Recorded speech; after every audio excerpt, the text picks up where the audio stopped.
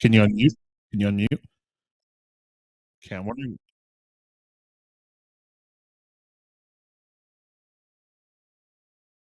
Did you know?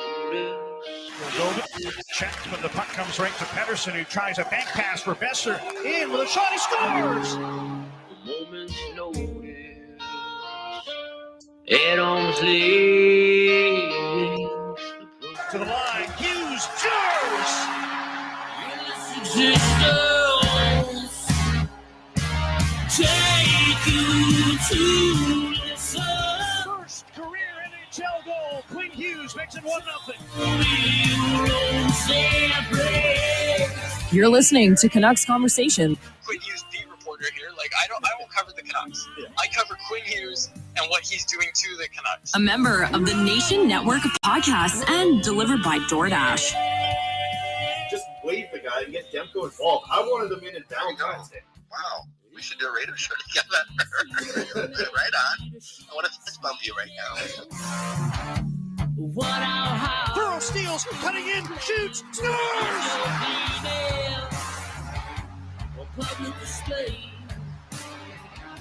They slayed the dragon. Don't waste all the good stuff on the off air. Let's go.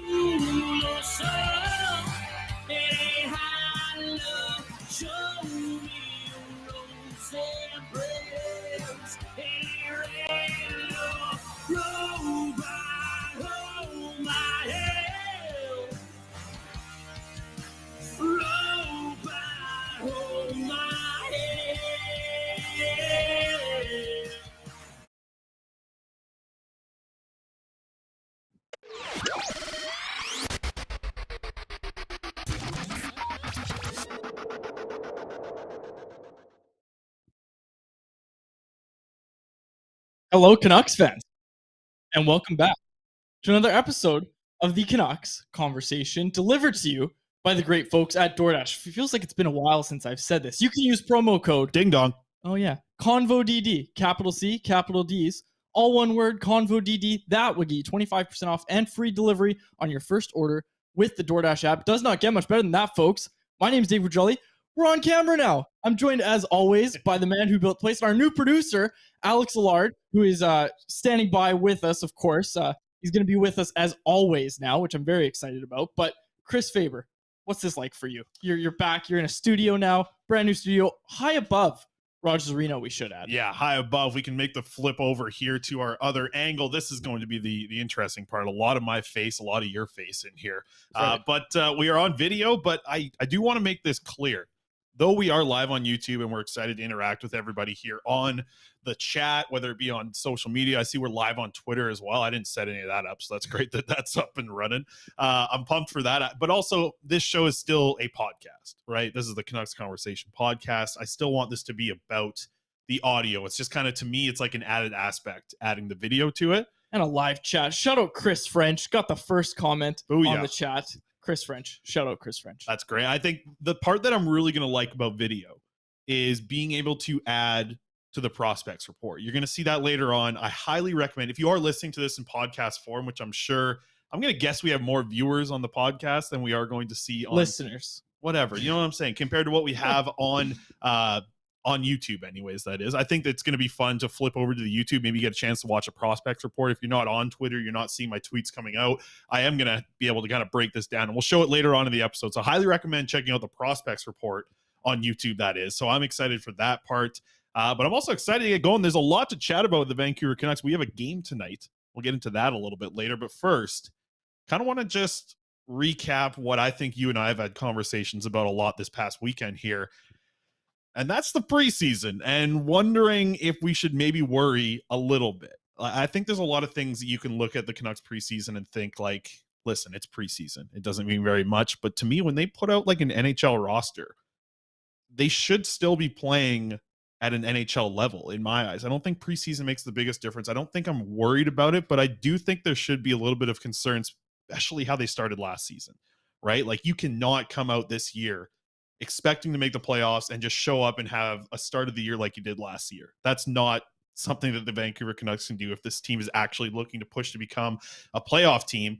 So I guess we'll just start there. Is the preseason worrying you? Is it concerning you? Like, what's the word you would use for what the Canucks have done in the preseason so far? I think based on their history, I don't think the Canucks are at a point where they've earned the right to have people not be concerned about this, especially with how they started last year. But let's be honest here, right? We've been talking to the players since training camp up in Whistler, and even before that, when they were skating out in Burnaby at 8 rinks. And the one thing all of the players have kind of said to us is that, look, like, we know it wasn't good enough last year, and our start killed us. So they all know, like, they need to be good right off the hop, right? And a lot of players arrived really early for that reason. That was what a lot of them cited. Like, you look at Thatcher Demko, guy got out here in August to start working with Ian Clark, right? He was looking forward to getting the season started, and that goes for a lot of guys on this team. And JT Miller even spoke about it today when the Canucks practiced out at UBC. Obviously, we'll get to the lineups in the Edmonton game. JT Miller, Elias Pettersson, Andrei Kuzmenko, Bo Horvat, none of them traveling with the team to Edmonton. But JT Miller was the one that spoke to media today after that practice, and he spoke about the importance of just like, yeah, we have a great lineup on paper once again, but it's about actually getting it done now, right? And he even said, we've had a good lineup on paper every year I've been here, right, and we haven't been able to get it done. Obviously, there was that bubble season, but still, it's something to pay attention to that, yeah, the club hasn't looked great in preseason. And again, it's not about results. It's about how they lose. And again, this isn't something we're making up. This is what Bruce Boudreau said when he's speaking about these losses, right? Is he says things like, you know, we got outworked. We were too sloppy with the puck. And you look at it, that last game. Keep up with the speed. That's important. Of the Seattle Kraken. Yeah. It was the Seattle Kraken that they couldn't keep up with the speed with. Let that sink in. That's not good. That's something to be concerned about, that the Canucks couldn't keep up with the speed of the Seattle Kraken. And I understand they've improved since last season, but the speed of the Seattle Kraken, did you think we would be hearing that? I didn't. So again, I don't think I'm concerned. I don't think anybody should be worried about the preseason, but I think people should be watching for specific things when they're watching these games, if that makes sense. You're not watching and saying, oh, golly gee, I hope they win. Like, we'll get to the lineups. I don't think the Canucks are going to win tonight, but Bruce Boudreau did speak again about what he's looking for tonight. He's looking for the systems. How are the systems working? We'll talk about the opportunity that each guy in the lineup kind of has as we go on in the episode here. But preseason, all in all, yeah, it's not a great start. 2-4-0 losses. That's not what you want, but I don't know if worried or concerned is something that you can put on there. Maybe concerned is better than worried. Again, like, these games don't count, right? So the results don't matter. It's how you're losing. And right now, I don't think people are exceptionally pleased with how the Canucks are losing, but I also think there's a lot of positives to take away too. Yeah, I look at that game against the Kraken and I say, man, that can't happen in the regular season. And it's funny, like, we're chatting about this right now because it is the most recent hockey that we've seen the Vancouver Canucks play. This all isn't going to matter in 2 weeks, right? I don't think that it's going to be something that carries over. I do think that there is somewhat of a preseason mentality in the players' eyes, though. You know, Bruce Boudreau, you can hear his post-game media availabilities. He's not ecstatic about anything. Like, a coach that we've seen where everything seemed to go their way last year, and a lot of things broke Bruce's way at the end of last season, the way everything's played out, aside from not making the playoffs. Bruce was in a good mood almost after every game, and it was kind of interesting to see him over the past couple of games here not be in a mood that I haven't really seen Bruce Boudreau in before. Especially in a preseason game. Like you just said, it was a little surprising to see it in a preseason game, I'd say.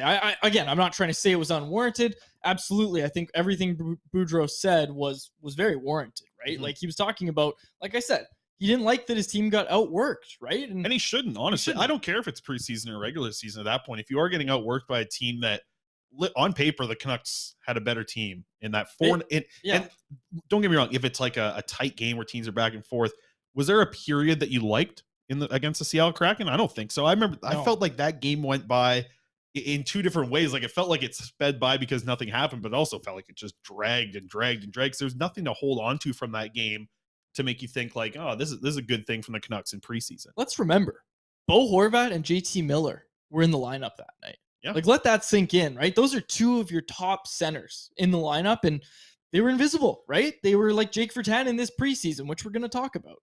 Yeah, exactly. Invisible. Get involved in the YouTube as well. We've got a lot of comments. I haven't really found a time to read them, but shout out everybody in the YouTube comments. Just reading them again. I got to say, Chris French pointed it out. He had the first comment, but we've got other commenters. A lot to get through here. Brandon, Barrow, Darren, Eric, Aiden Fox, everybody jumping in here. Not the Aiden Fox from the Canucks. It's Aiden Fox who said good day from Melbourne, Australia. Oh, wow. Yeah, I don't think Aiden Fox from the Canucks is in Melbourne right now. Could be. Nice little vacation there. All right. I just quickly want to mention as well. I think the thing that I am most concerned about, and I'm not saying that I am a little bit. I think a little bit of what the Canucks play should be cause for concern. To me, the big one is just watching only 2 goals be scored at 5-on-5 through 4 games. 4 games. I know you have the split squad against Calgary, so it's like you can't really dive too much into that. But at the same time, that's 2 games with opportunities to score 5-on-5 goals. They only have 2 goals through 4 games. You look at a team, I think I looked at it the other day, Nashville had 12 goals in 4 games at 5-on-5. So the Canucks is 2 goals.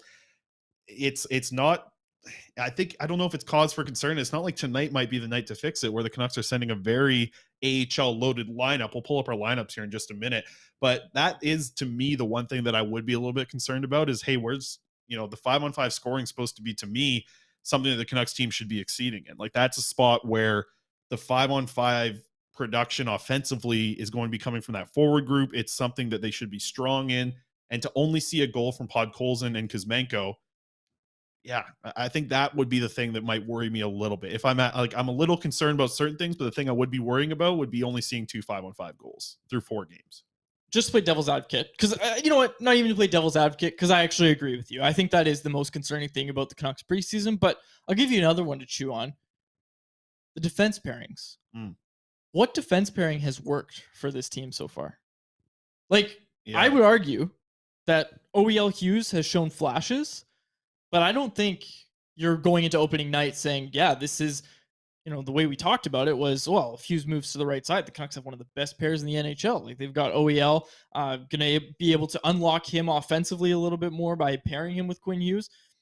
I don't think you've seen that from this pairing in the preseason. Like, you haven't seen them take over a game in the way we've been talking about. And even when we were throwing out actual defense pairings, I said I still think Hughes and Shen are going to be the first pairing. And then maybe when the Canucks are trailing in games, we'll see them throw out OEL and Hughes on the right side. And I don't know if that takes over a game the way that we kind of thought it would when we were discussing these line pairings and everything. Yeah, the more and more we see that pairing, it's, to me, I think they are using the preseason here to just see how it would look at times in a game.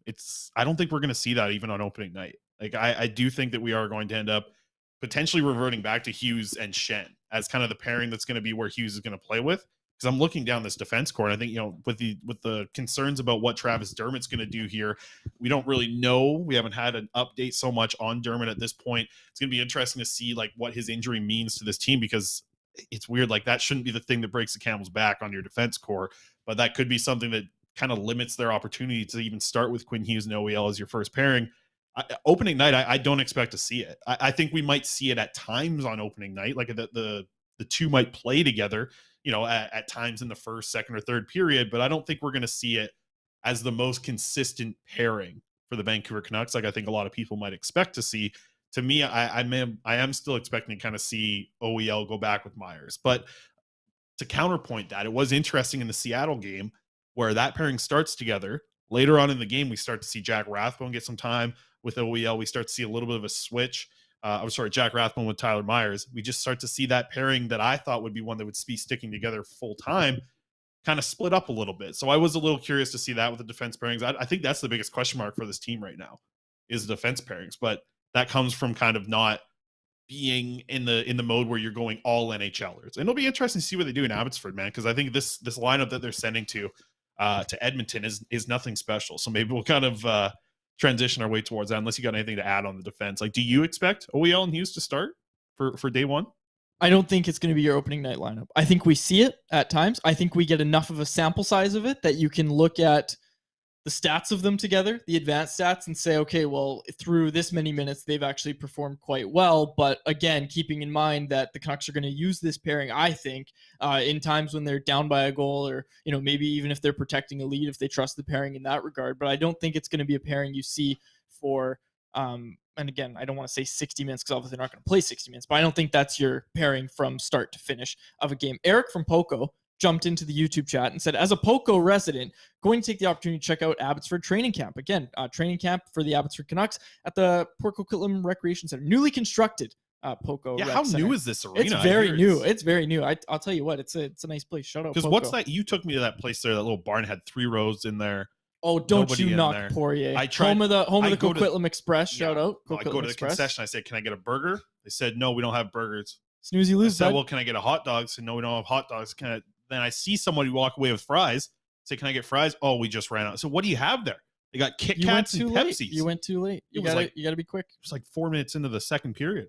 First period's time to go. Okay. Apparently. Let's move on here to the lineups because we have some people mentioning stuff about the lineups in the chat here. So I wanted to get to it. We're gonna pull them up on the screen. Our beautiful producer Alex is going to be doing that. Alex He is beautiful, yeah. Fantastic. Yeah, look at that. Look at that transition. And for those on the podcast, well, don't worry. We remember that we're a podcast and we have audio. So the morning skate lines for the Canucks, courtesy of Brendan Batchelor of Sportsnet 650. The first line for the Canucks, Vasily Podkolzin, Sheldon Dries, and Connor Garland. Now, the thing that I wanted to bring up when I bring up that first line is in the chat here, Bryce Hasty asked, do you think Garland got sent to Edmonton with an AHL squad because his lack of effort has upset Boudreau?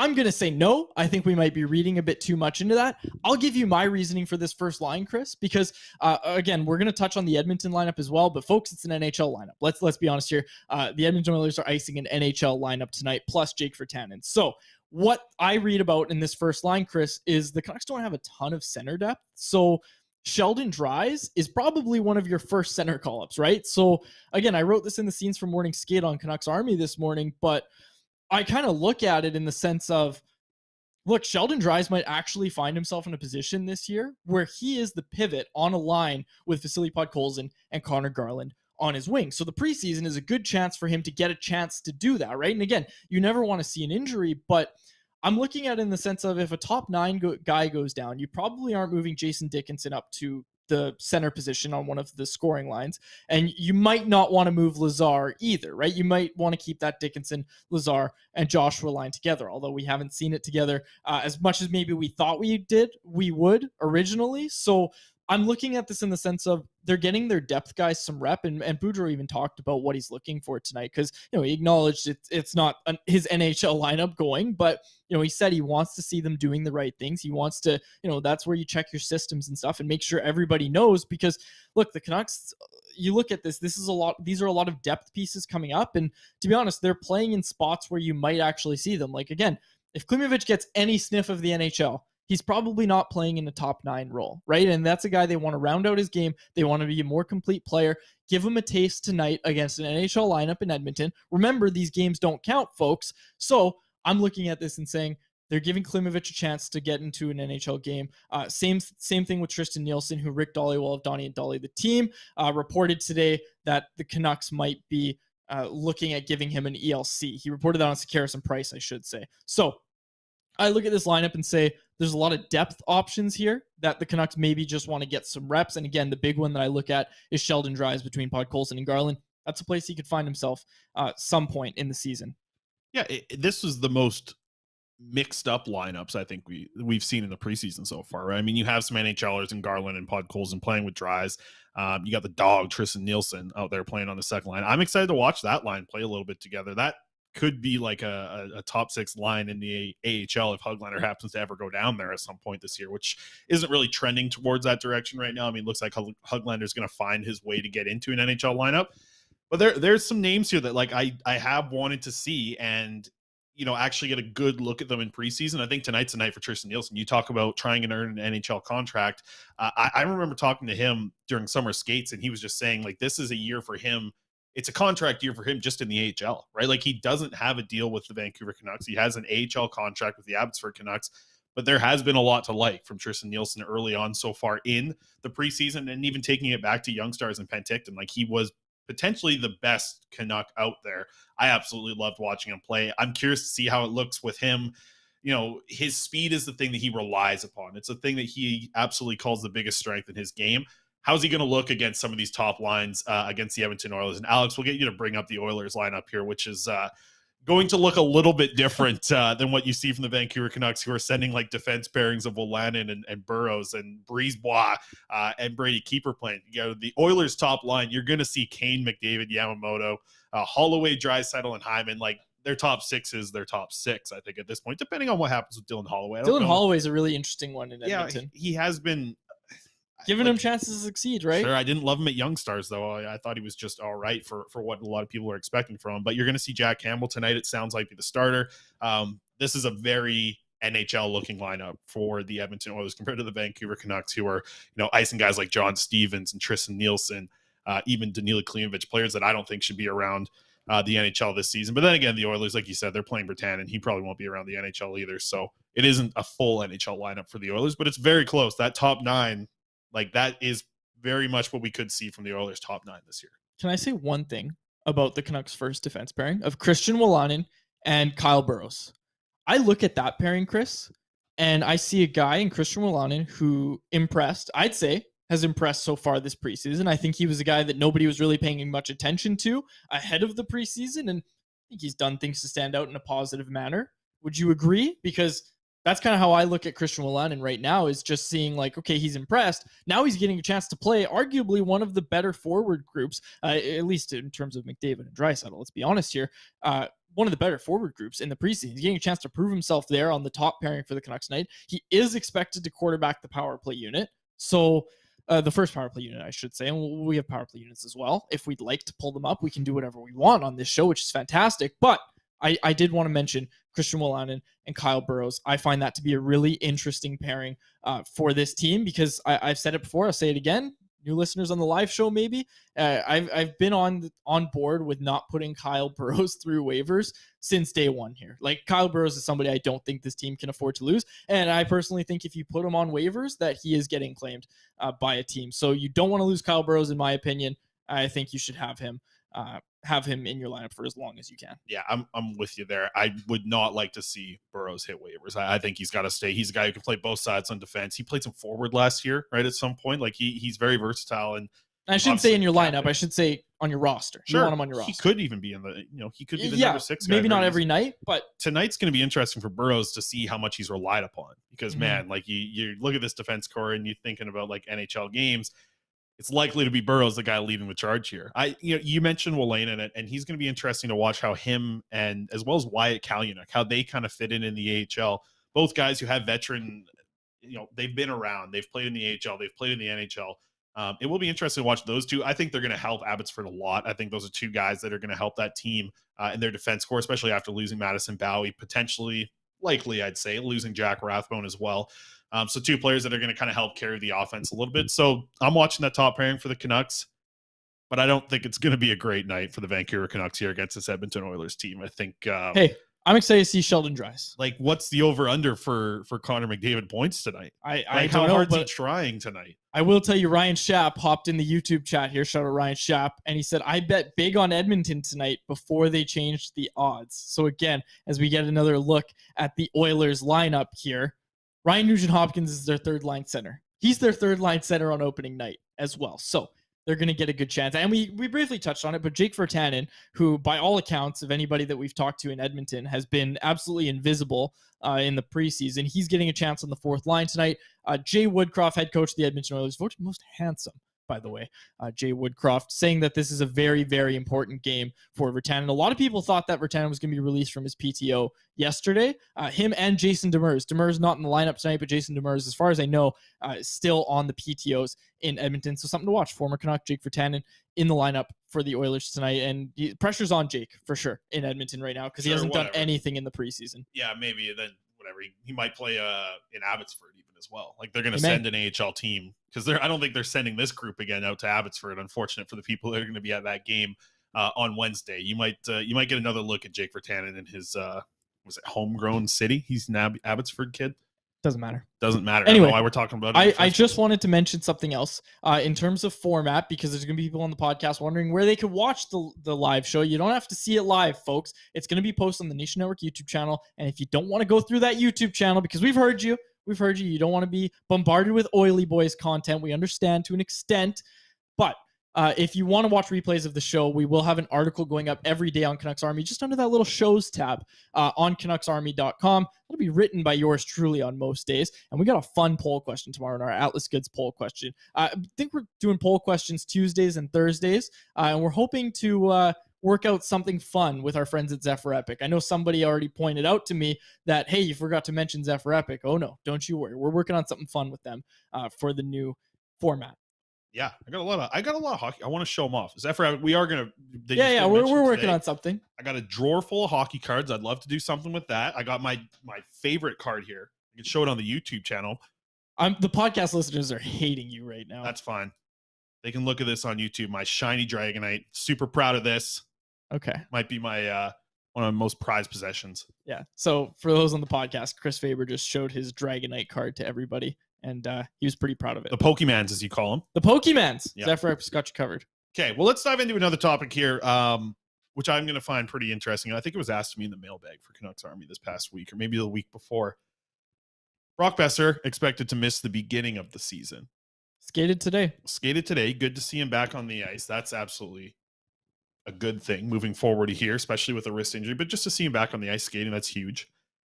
The first power play unit was one of the things that you really had to take away from this preseason in that one game against Seattle. It looked good together. Like that 5-man group, and we'll get Alex will pull this up for us here on the YouTube. The power play one of Andrei Kuzmenko as kind of the net front, sort of more behind the net type of presence. JT Miller on the left side, Bo Horvat in the bumper, Elias Pettersson on the right side, and Quinn Hughes at the top. This is where Kuzmenko did his damage in the KHL, man. This is where Kuzmenko put up a lot of these primary assists.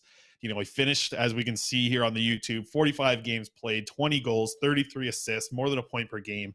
A lot of those first assists came on the power play with him behind the net, setting up plays. And it was... He looked right at home there. You know what it was? It wasn't just like making plays to the bumper. Kuzmenko, and this is what I'm going to find interesting to watch how this Canucks power play develops, Kuzmenko can make that play from kind of the deep left corner all the way over to the Pettersson side.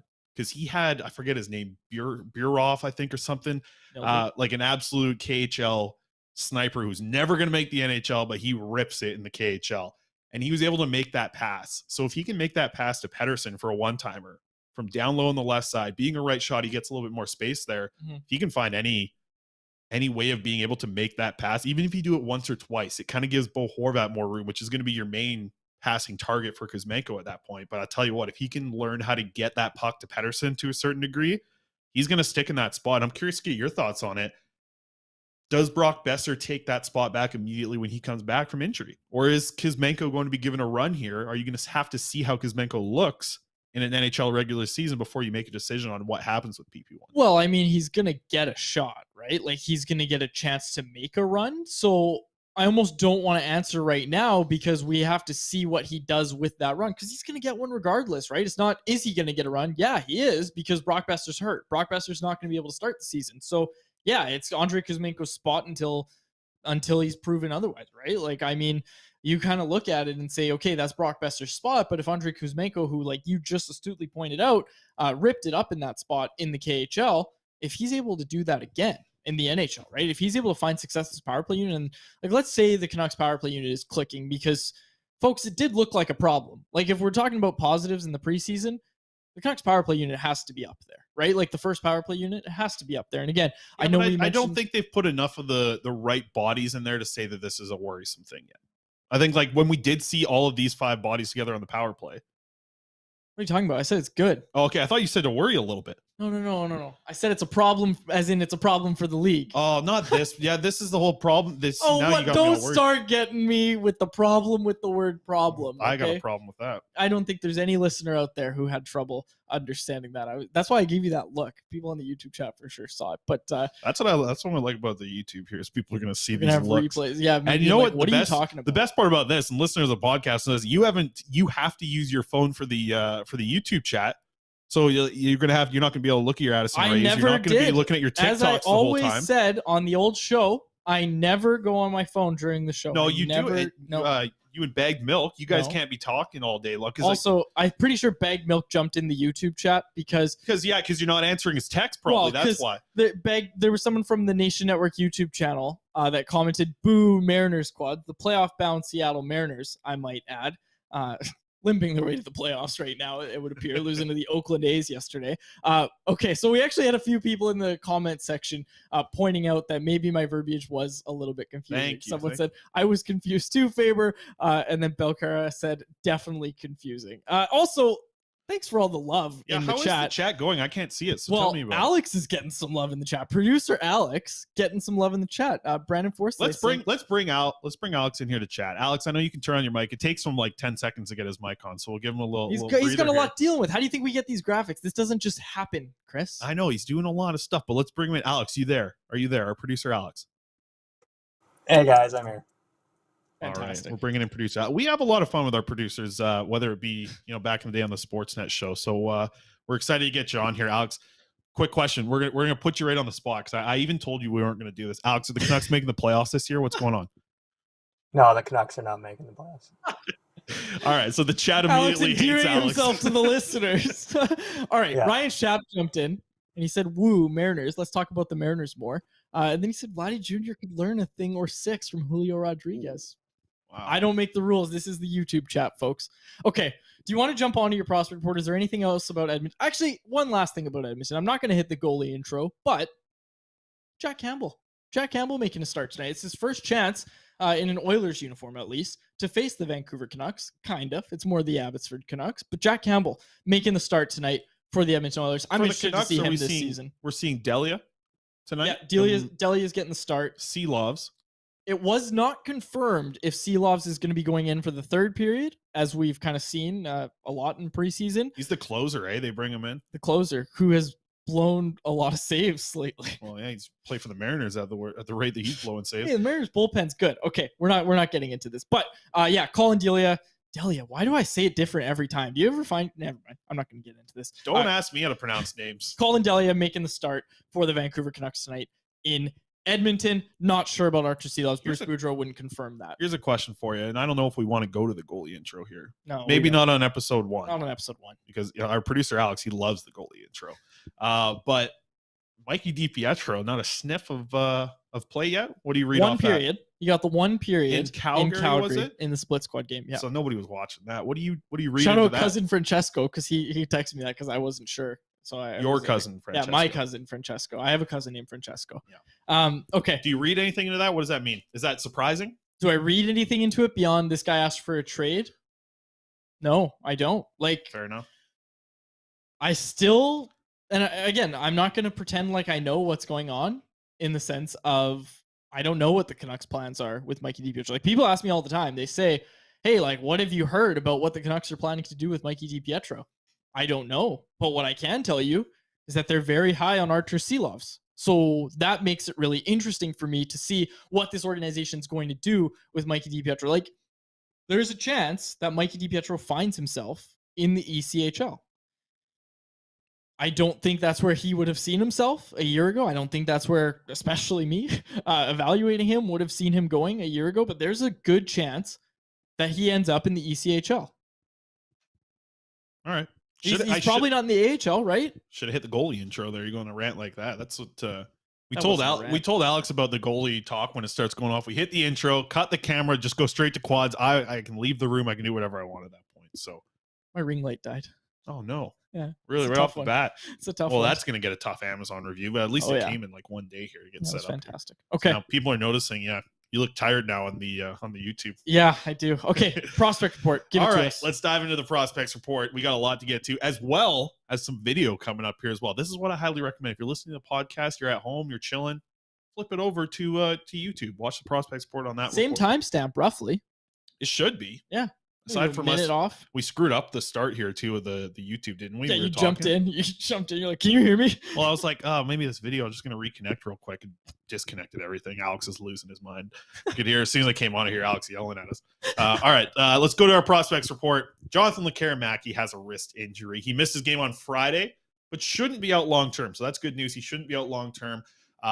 Could even play as soon as Tuesday. So a little bit of a worry spot as you know, this is a sniper for the Vancouver Canucks. He is their top prospect. You want him scoring goals. He's playing in a third line role right now for the Allsvenskan team, but he was their first round pick in this most recent draft. You want to see a little bit of success early on. Haven't really seen a ton of it yet. I know he had what I thought was an assist that ended up getting taken away from him in his first Allsvenskan game of the season. But now the wrist injury, it's not great. This is a guy who relies on his shot, relies on his playmaking, stick handling, everything. You don't want to see a wrist injury to this type of player. Hopefully it's nothing long-term. I think Rick Dollywall reported that the x-rays were negative. So I also heard that it's minor. He could be back as quick as Tuesday. So that's a little update on Canucks' top prospect, Jonathan Lekaremaki. Our boy, Lucas Forsell. You know I love to talk Lucas Forsell, Quads. One of our favorites, just turned 19 years old. He's back playing in the SHL, which is exciting. He played 9 minutes and 42 seconds over the weekend, had 2 shots on goal. Farjestad of the SHL is going to move into some Champions League play, the CHL. I call it the real CHL, the Champions Hockey League. They're going to get going in some Champions games starting tomorrow. I expect to see Forsell in these games and maybe even use a little bit more. Like he does typically play around 10 minutes when he's playing in a role on the SHL team's fourth line. These Champions League games, like Farjestad should be able to run away with this when they're playing a much weaker opponent in this game. So I'm expecting to see him hopefully get some more minutes, maybe back on power play 2. That would be a good little movement there for Lucas Forsell. Over the weekend, heading over to Liga, Yanni Yermo, he played 15 minutes and 43 seconds. No stats to report from that game, but nice to see 15 minutes for Yanni Yermo. And Victor Persson played 13 minutes in his Liga game. But I tell you, Persson's been a little bit – I've liked Persson's game so far in Liga. As a right-shot defenseman, he's looked pretty good in the limited time that he's been playing so far. And we got NCAA hockey cranking up. I was looking for your boy, Kuzmenko, Quads. Nowhere to be found. I don't think Harvard played on the weekend. I might have missed it. I was looking for it. They might have played on Sunday, but didn't see Kuzmenko. Did see a photo of him. And he's still tall. I'll tell you that. Good. He is still tall. But Aiden McDonough, Jackson Dorrington, they played in their first NCAA game against like some Long Island University team, the Sharks. I think they were the Blue Sharks. They should have been whooping them in that game because Northeastern ranked right now, I think 7th in the nation. And they only ended up winning that game with like an overtime victory in a game where the team they should have dominated. I was expecting to see some goals from Aiden McDonough. Didn't see anything. Devin Levi didn't even look that great, who I think might be the best goaltender out of the NHL right now. He didn't look great in that game either, so it was kind of a slow start for Northeastern. I'm expecting them to have hopefully a bounce back here and start to see some goals from McDonough, who Elite Prospects, their EP Rinkside just put out their picks for the Hobie Baker. Aiden McDonough near the top of those. So wow, could be the player of the year in NCAA hockey this year. All right, let's get to it. We got some clips now to get to. Let's go. Let's start here with the Elias Pettersson goal. The left shot defenseman Elias Pettersson now has 1 goal and 3 assists in his 4 J20 games. He scored a goal that I just love to see. I mean, we liked Elias Pettersson off the top for his size, his skating ability, a couple of other things in his game of just like being a big body and being able to play like a defenseman. He's starting to really create a little bit of offense. We got the goal coming up here with his shot from the point, just being able to rip a wrist shot. I think the offense has been something that's kind of just kind of surprised me a little bit more than what we saw at the draft, because we saw about the draft, he was good defensively. There was a lot to like, but since he's been playing in like these international, U20 games and kind of getting a chance now to play in the J20 league, he's playing like a ridiculous amount of minutes in the J20 leagues. And that's been great to kind of see him evolve and kind of show a little bit of that offense. Cause I do think that there wasn't a ton of potential when he was initially drafted, but now you're seeing a little bit of that offense in the J20 league. So I've been liking that a little bit more. I don't know if you've seen as much Pettersson as I have. Well, I mean, the defensive game is what everybody was talking about, right? When he was first drafted by the Canucks, it was, this guy can defend so well. So again, to see some offense, that's fantastic. And yeah, I mean, like you said, it bodes well for a guy who, we looked at as a defensive defenseman. And again, like before the draft, and again, he moved up a bit, but before the draft, months before, we kind of looked at him as being, okay, maybe the Canucks might take this guy in the 6th or 7th round. It might be a late round pick. They jump up, obviously take him in the 3rd round. Interesting to see him go there. Still can't believe they drafted Elias Pettersson. That's great. It's great for page views. Days later here, we can't even see. Alex, we got the clip over there. Elias Pettersson. Don't yell at Alex. Well, it's the start of the show here. I'm trying to get my Elias Pettersson. Yell. I'm clipping stuff. I'm putting together video here. Nope. Nothing. All right. We'll just move forward to the next one here. On the list, I wanted to mention Kirill Kudryavtsev, OHL. They started their play over the past weekend, and Kirill Kudryavtsev added a goal, which is nice for the defenseman to find that early on in the OHL season. I didn't get a chance to watch a ton of this game, being 100% honest. Just saw the highlights of some shifts from Kudryavtsev. Still moving the puck well. I found it interesting, at training camp. Remember how loud the coaches were with Kirill Kudryavtsev? I was surprised about that. Very much, whether it was Bruce Boudreau, Trent Cull, the coaches were kind of giving it to this young guy who was just drafted by the Vancouver Canucks, 7th-round pick, also a client of Dan Milstein. Our friend, who Dan represents Milstein. Andre Kuzmenko. That's Andre with a Y, according to Milstein. So I don't know. It's nice to see him get on the board early with a quick goal. And I do want to bring up the final one here in my prospects report, Connor Lockhart. You know what? You got. Hey, we got the Kudryavtsev goal. There you go. Now we got the Producer Kudryavtsev Alex goal. coming through large. Yeah, he was on TikTok probably the last 2 minutes here. Kudryavtsev goal from the point. Nice to see a little wrist shot. This is a guy who moves the puck really well, and I think even in the year before his draft, there was a lot of hype about how good of a puck mover he was, how good he was just getting the puck out of his own zone. So it was good to see kind of get an opportunity early on the OHL, put up a point. Let's get to the Connor Lockhart stuff, because this is the big story from the weekend in my eyes. Connor Lockhart, Quads, leading the OHL in scoring after the opening weekend of the OHL. He had 6 points over 2 games. He had his first game on Thursday night. He ends up putting up 3 assists that night against his former team, the Erie Otters, who he was just traded from in the offseason. And then here he comes, rocking it for the Peterborough Petes. Puts a goal in, kind of a pretty weak goal, actually, as you can kind of see on the YouTube screen here, just from the point, firing a wrist shot. But to put up 6 points in his first 2 games, this is a kid who wants to earn an NHL contract this year. And you can see in the video here, not that most impressive goal, but it did find the back of the net. He did put up 2 more assists later in the game. He's looking like he's getting time on the first line, first power play unit, really getting an opportunity to be used as a guy who was such a high pick from the OHL draft coming into it. There was a lot of high expectations for this kid.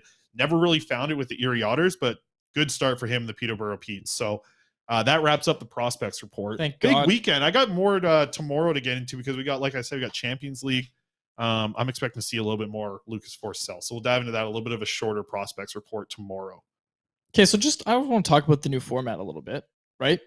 Because getting a lot of commenters. I'm really liking the live format so far myself. But shorter episodes, folks. We're not going to be going an hour plus like we used to. Yeah, now we're going to have a hard out about 45 minutes. The show's going to be between 30 to 45 minutes. We're going to have some guests. We're going to have poll questions brought to you by Atlas Goods on certain days of the week. We're going to have one tomorrow. We're probably going to put that out pretty quick here. We'd like to get it out nice in advance. Not like we used to, about how we used to just kind of do things last minute. But we've got our last minute here. Sure.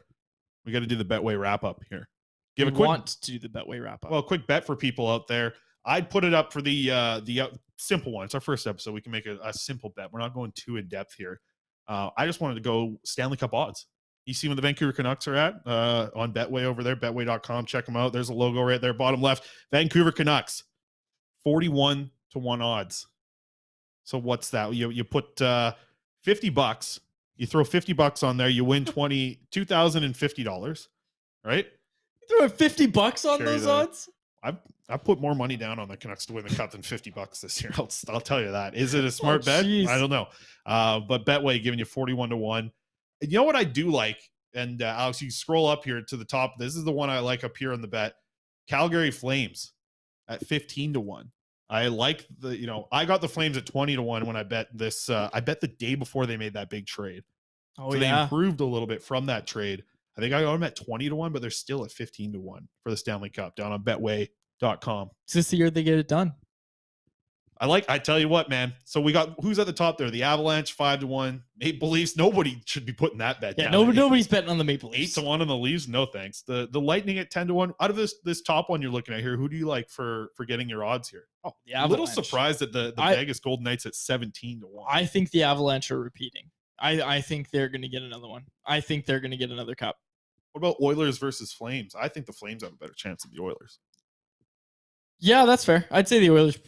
Yeah, I'd probably say the Flames have a better chance than the Oilers. Again, I think it comes down to goaltending in the playoffs, right? And I think still, even with the addition of Jack Campbell, again, I'm not going to get into it on this episode because we're running out of time. I'll talk about Jack Campbell another time. Never been a goalie that I've really been enamored with. Nice word. Yeah, nice use of the word enamored. Right. But yeah, Calgary Flames. I like Jacob Markstrom better than I like Jack Campbell. I do too. I hope the world does. That's not a hot take. All right. We'll wrap things up there. Like you said, episodes are going to be between 30 minutes and 45 minutes. Daily though, forward, but Monday to Friday. Exactly. Monday to Friday, you put all those shows together, do a little bit of math, carry the 30, carry the 45. You're probably getting more Canucks conversation in the end. And now you're getting it on video. So that's great as well. So we'll wrap things up there. We'll be back tomorrow. We're going to be able to recap what the Vancouver Canucks or the Abbotsford Canucks looked like against the Edmonton Oilers and their jacked up Connor McDavid loaded team. We'll see what happens. Predictions for the score tonight. What do you think? I'm thinking 6-2. You think the Canucks are getting 2? Yeah, I think Nice. they won on the power play, one at 5-on-5. So they get another 5-on-5 tonight. Okay. A 5-on-5 goal. They've had 2 in the preseason. You think they're getting one tonight? I'll say the final score is 5-1. All right. Alex, let's go back to the back view. Let's see this here. We'll close out with this. We'll close out on the back view. We got the view, Rogers Arena. See it right down there. You got to turn around though. No, I'm just pointing. I can see it. I'm pointing it out here. Rogers Arena right People down can't here. really see that Rogers Arena is down there. But I'll close it out as I normally do. For my co-host, Chris Faber, my name is David Quadrelli. Thank you so much for listening to another episode of the Canucks Conversation.